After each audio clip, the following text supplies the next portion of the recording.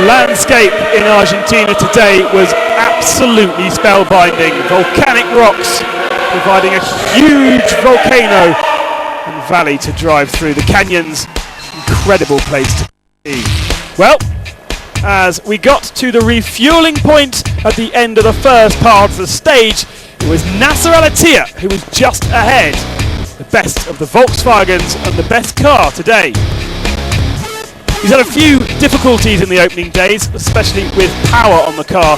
It looks like he was flat out today, beating Sainz to the refueling by 1 minute, 57 seconds.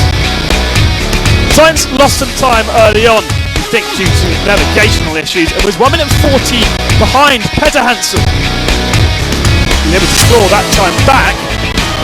The BMW did match him. Before the break, he did get it back up to second position. Peter Hansel dropped to third, but still a minute back from Nasser Al-Attiyah. Gilles de Villiers is now very much the third Volkswagen, thanks to Mark Miller's demise. And he really was flying today. Much better pace from the South African than we've seen in the first few days. And at the break, he was fourth, 3 minutes and 30 down from Nasser Al-Attiyah.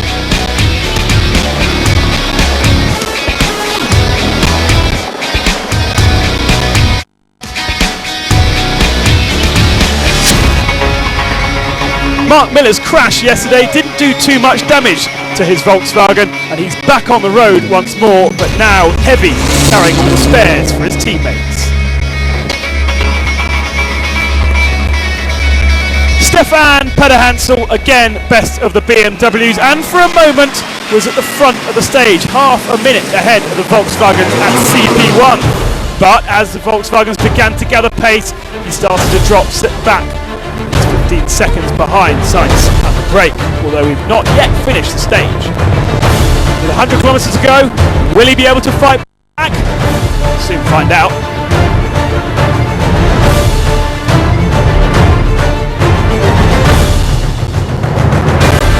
Misery today for Leonid Novitsky, the man who's won the FIA Cross Country Cup. Doesn't seem to be continuing on the rally after stopping some 20 or 30 kilometres into the stage.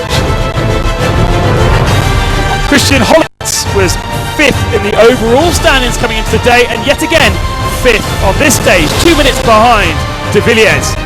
Explained he didn't want to be part of the monster part of the X-Ray team because he wanted to go it alone and attack for the win.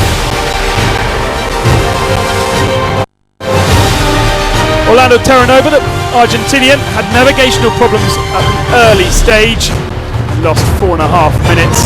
He recovered though to finish the first part in 7th position. Again battling with Holovitz and Shishiri.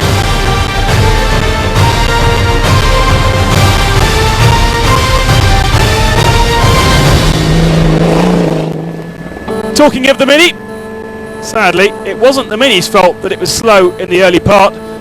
Navigational issues and not finding the right route was the main problem.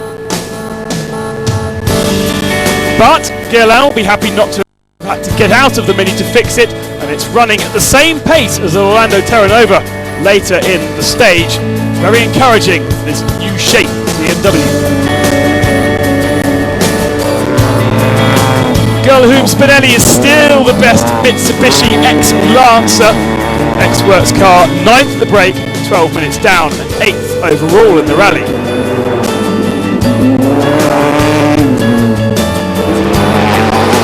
A slightly older version has travelled to Holland. Tony van Deen is 16th at the break, and Eric van Loon, slightly better, the Dutchman, 13th overall, 17th today. Nissans and the fastest man today, and Alfie Cox. A great start, running high as 7th, but has been caught by this man, Nani Roma. 12th and 13th overall.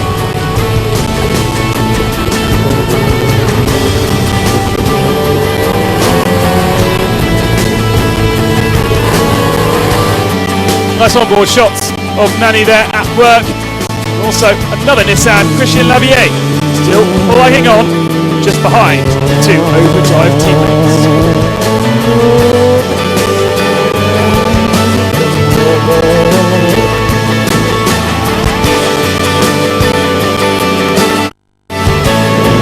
What about the Hummer then? Robbie Gordon having to start 21st on the road after his problems yesterday, and that meant a huge amount of overtaking for the orange machine.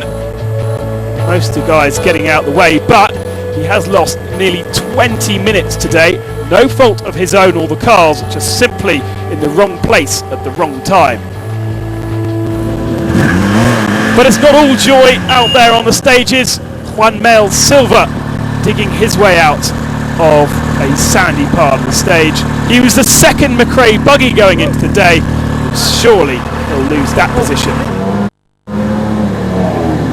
One-man band, these buggies. He has to do it all himself.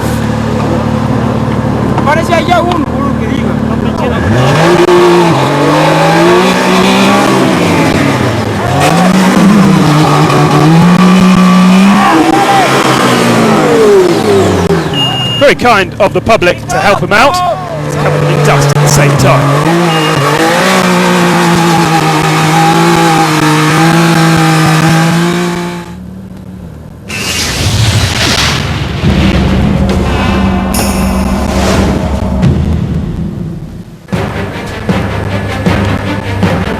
And as the trucks continue to roll through Argentina, plenty of drama, as we reported yesterday. Vladimir Chagin was leading yesterday's stage until the late stages where he dropped down to third, and that not only gave Fidesz Kamarov the lead of the rally stage, but also lead of the rally overall.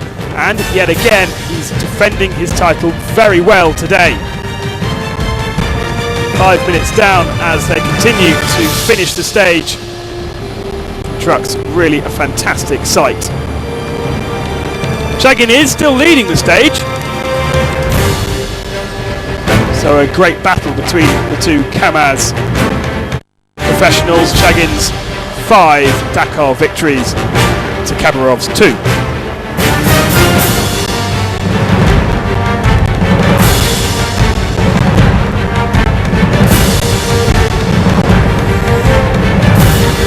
Eduardo Nikolev, the third of the Kamaz drivers, still doing a very good job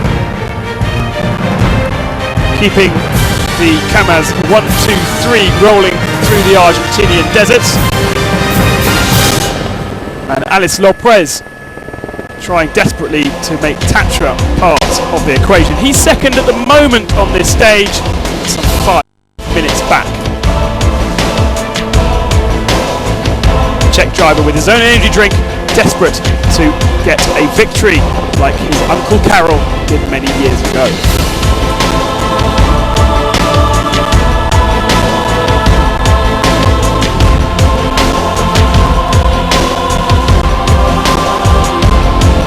And finally a quick word about Van Vliet, the Dutch rider, having problems again on this stage, 22 minutes down. Should be a lot faster than that. There's plenty of other Dutch to play with out on the stages in the truck category. Plenty of drama. What a spectacular day stage it's been for all involved. They don't take part in the second part of the stage, so they're nearing completion as we say goodbye to Argentina.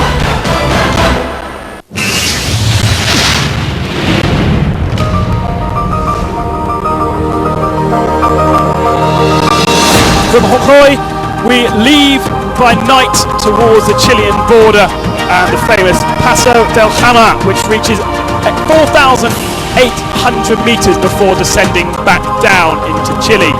There'll be a relatively easy 270-kilometer special stage, but it's going to be a very tiring day for everyone involved.